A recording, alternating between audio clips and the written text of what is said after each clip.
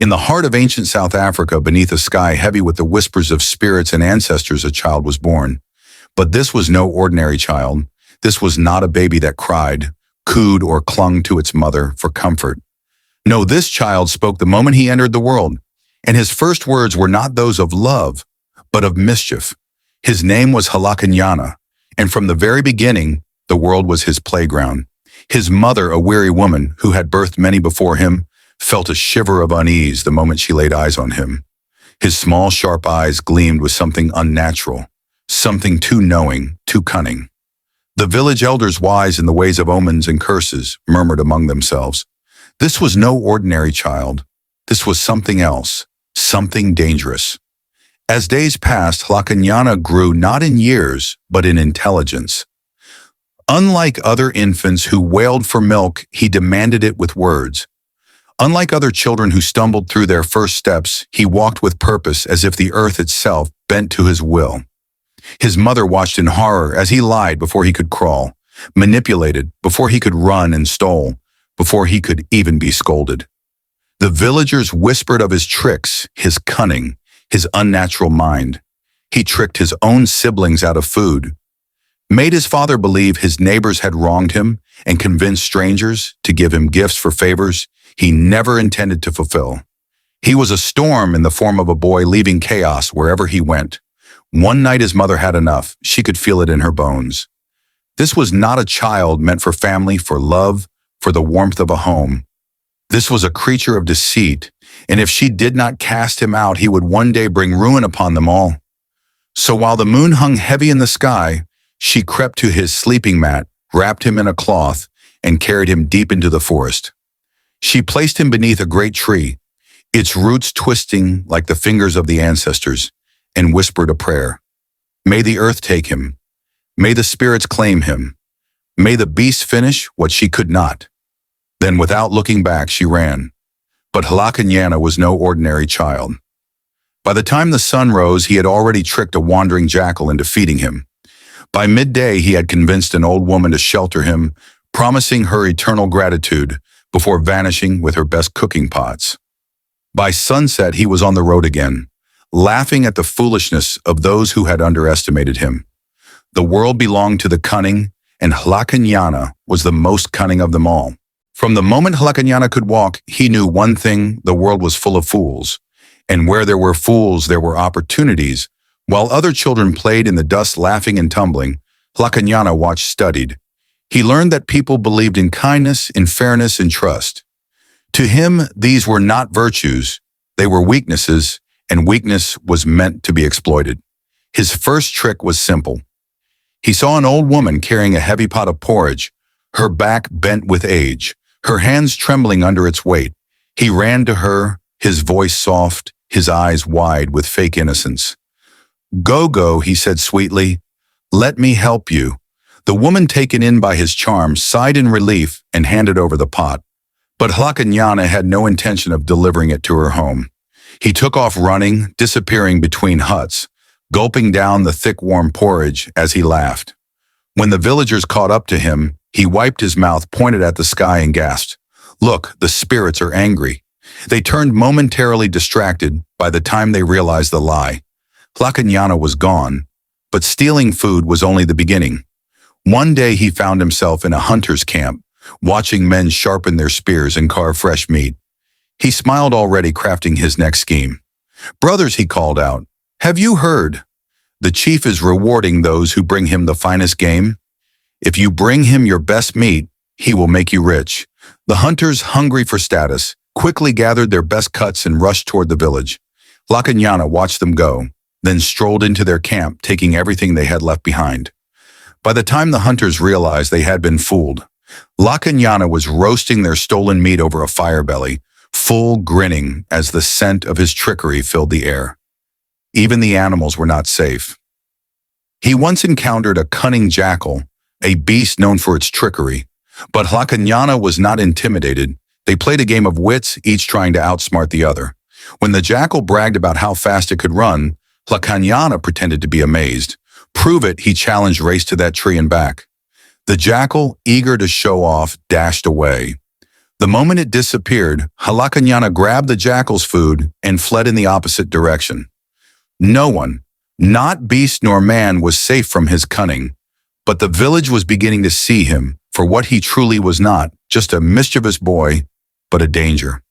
The elders whispered, the hunters sharpened their blades, the mothers pulled their children closer. Hlakanyana laughed. Let them plot. He was always 5 steps ahead. Hlakanyana had no friends, not because he couldn't make them, but because he saw no value in loyalty. To him, a friend was nothing more than a fool waiting to be used, and a fool with trust in his heart. That was the easiest prey of all. His reputation spread, but still some believed they could outwit him. They thought that kindness, patience, or even threats could change him. But Hlakanyana was not a boy to be reasoned with.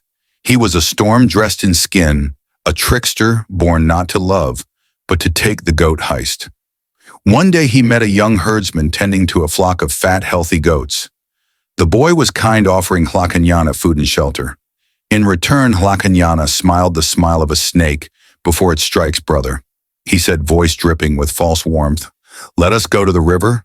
The water is cool and we will return before your goats even notice. The herdsman hesitated but trusted his new friend. Together they walked to the river, but as soon as the boy stepped into the water, Hlakanyana grabbed his clothes and ran. By the time the poor herdsman returned to his flock, his goats were gone. Stolen, sold, traded, each one exchanged for something. Hlakanyana wanted more. And when the boy came to confront him, Hlakanyana laughed. Why do you blame me? He sneered. You left your goats alone. You were foolish. You did this to yourself, the betrayal of the hyena. Even the beast fell for his tricks. A hungry hyena once came to him, limping, desperate. Brother, the hyena whined, I am starving. Help me hunt, and we will feast together. Hlakanyana nodded, smiling. Of course, he said, I have the perfect idea. They found a sleeping cow in a nearby field, and Hlakanyana whispered, go bite its throat while I hold it down. The hyena lunged, sinking its teeth into the beast, only to realize too late that Hlakanyana had never touched it at all. The cow awoke in a frenzy, kicking and thrashing. The farmer's dogs came running, teeth bared, growling. Hlakanyana. He was already gone as the hyena howled in pain, chased into the night by snapping jaws. Hlakanyana sat on a distant hill, watching, eating, smirking. The tricksters. Legacy. Hlakanyana didn't just steal, he didn't just lie. He turned the very fabric of trust into a game. No one was safe, not man, not beast, not even those who showed him kindness. And the worst part, he enjoyed every second of it. For years, Hlakanyana had outwitted everyone, hunters, warriors, beasts, even the spirits themselves.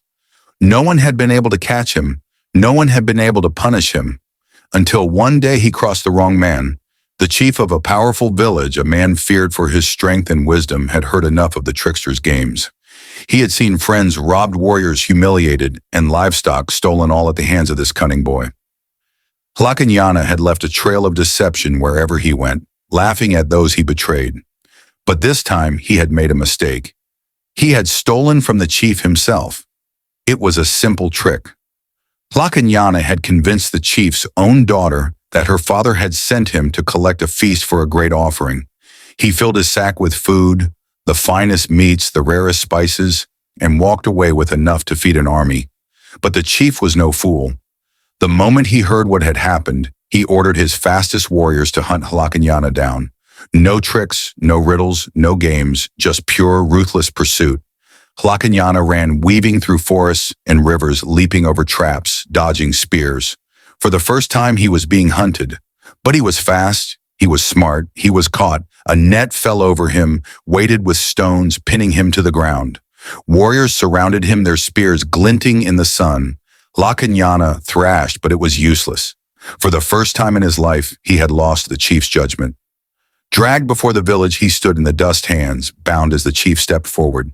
The people gathered, their faces filled with anger. You have stolen from my people. You have lied to my family. You have betrayed everyone who ever trusted you. The chief said, tell me, trickster, what do you deserve? Hlakanyana, ever the deceiver, smiled. Great chief, he said, his voice smooth as silk. I am but a foolish child. A child who has learned his lesson. Allow me to cook for you as a sign of my regret. Let me prepare a feast, one fit for a king. The chief narrowed his eyes, the village muttered. Could he really be trusted? But hunger is a powerful thing, and the idea of a meal prepared by the trickster himself was too tempting to refuse. The chief agreed. Hlakanyana grinned, because the game was not over yet. The chief sits at the head of a long wooden table, his eyes locked onto Hlakanyana, who stands before a giant pot bubbling over the fire. His hands move quickly, stirring, adding spices, cutting meat, the perfect meal, taking shape. Villager 1 whispering, why are we letting him cook? Hess a snake. Villager 2 grinning, let him. We'll eat, then we'll deal with him. Hlakanyana, overhearing this, smirks. He knows what they plan. He knows they will never let him go, unless he outsmarts them. The great hall, moments later, the food is ready. The scent fills the air, rich, intoxicating, impossible to resist. The villagers, despite their hatred for Hlakanyana, lick their lips. Hlakanyana, grinning great chief, I offer you a meal fit for a king, a meal to forgive all sins. The chief glares at him, suspicious chief. You think food will save you, trickster? Hlakanyana bowing. Food is truth, eat and you shall know my heart. The chief hesitates, but the aroma is too powerful. He takes the first bite. Then another, the villagers follow, and then it happens. A villager groans, clutching his stomach. Another slumps over dizzy. A warrior's eyes roll back, his limbs weak. Villager 1 panicked. Something is wrong. The chief staggers to his feet, rage twisting his face. Chief, you poisoned us, but Hlakanyana is already laughing. Laughing in the face of danger. Hlakanyana mocking poison. No, just a little weakness. A small trick to make sure you can't chase me. He grabs a jug of fresh milk, the only thing that can counteract the effect. Hlakanyana raising the jug. Now, dear friends, shall we play a game? Whoever catches me wins this cure. The chief lunges, but his legs fail him. The villagers try to stand, but their bodies betray them in Hlakanyana. He runs, he bolts through the hall, leaping over fallen warriors, dodging the chiefs. Desperate grasp, he grabs a spear, smashes a pot, causing fire to spread. Panic erupts, and in the chaos, Hlakanyana vanishes. Dark forest later. Under the cover of night, he sprints through the trees, the jug of milk swinging at his side. Hlakanyana laughing breathlessly. They thought they could catch me. Fools. He stops at a river, takes a long sip of milk and grins. Hlakanyana to himself. Maybe next time they all learn, but I doubt it. Night deep in the forest, moonlit clearing. Hlakanyana moves silently, smirking to himself. Hlakanyana chuckling. Fools, they never learn. The trickster adjusts the stolen pouch of gold at his waist, his mind already scheming his next con. He is untouchable, unbeatable, until a voice from the darkness. Elder calm, knowing Hlakanyana. Hlakanyana stops cold. No one has ever spoken his name like that, not with fear, not with anger, but with certainty. He turns, scanning the shadows, Hlakanyana, grinning but cautious. Who calls for me in the dead of night? A figure steps forward. Not a warrior, not a chief, an old man, his eyes sharp, his movements deliberate. Elder, I have waited a long time to meet you. Hlakanyana laughs, stepping forward. Hlakanyana, then you are either very wise or very foolish. Elder smirking, perhaps a bit of both. The game begins. Hlakanyana watches the elder closely. He senses something different. This is no ordinary fool. Hlakanyana circling. I suppose you want something from me, everyone does. Elder, nodding. I do. I want you to play a game.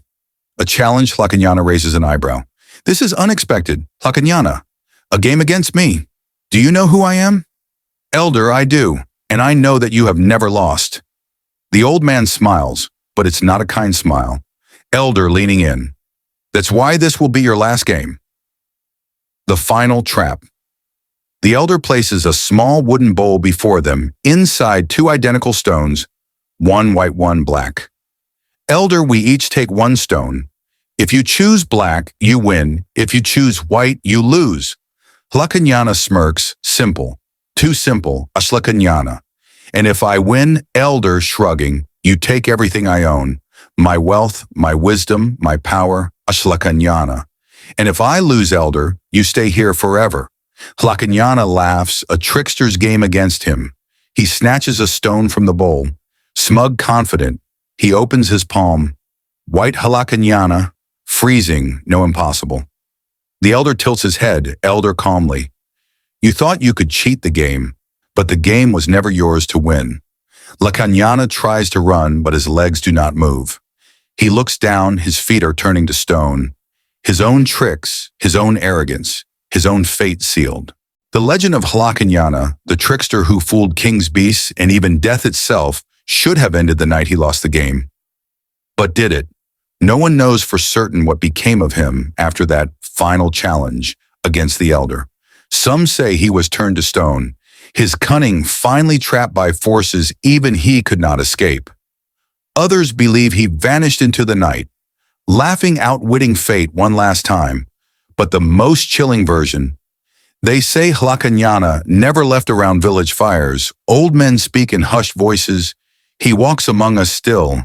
They say not as a boy, but as a spirit, a shadow in the trees, a flicker of movement just beyond sight, a voice that calls your name, promising riches, power, but only if you are foolish enough to trust it. Those who claim to have met him tell the same tale, a stranger, with sharp eyes, a knowing smile, and words as smooth as honey. He offers a bargain, a challenge, a test of wit, and if you lose, you disappear. One traveler, a man who had seen more than most, told of a night spent alone in the wilderness. I was by the river when I heard laughter, low mocking carried by the wind. When I turned there, he was small, grinning with eyes that saw straight through me. The traveler swore. Hlakanyana spoke to him, offered him a game. A simple bet. I ran, and did not look back, because the traveler knew you don't play games with the trickster. So what really happened to Hlakanyana? Was he truly outwitted, trapped by a greater mind? Or did he deceive even the gods, slipping between worlds forever, watching forever, scheming? Some believe that on certain nights when the moon is high and the wind carries laughter that does not belong to any man, that is, Hlakanyana, elder leaning forward. And so, my children, we ask, what was Hlakanyana's greatest trick? The night is still, the fire flickers. The villagers listen, waiting for the lesson, for the wisdom hidden in the tale of a boy who fooled the world. Was it his cunning, his ability to twist trust into a weapon, his escape from every trap but the last, or was his greatest trick himself? Hlakanyana was clever too, clever for his own good. He saw the weaknesses in others and turned them into stepping stones for his own gain. He lied, he stole, he betrayed, and yet he was never content. For all his victories, Hlakanyana was always running from his enemies, from the past, from the truth that no trickster can escape. A life built on deception has no foundation. The hunter becomes the hunted. The liar is caught in his own web. Even the smartest man will meet someone smarter. And in the end, Hlakanyana, the boy who trusted no one, stood alone. Elder nodding, yes, he was brilliant. Yes, he was fearless. But tell me who wept for him when he was gone. The fire crackles, no one speaks, because the answer is no one.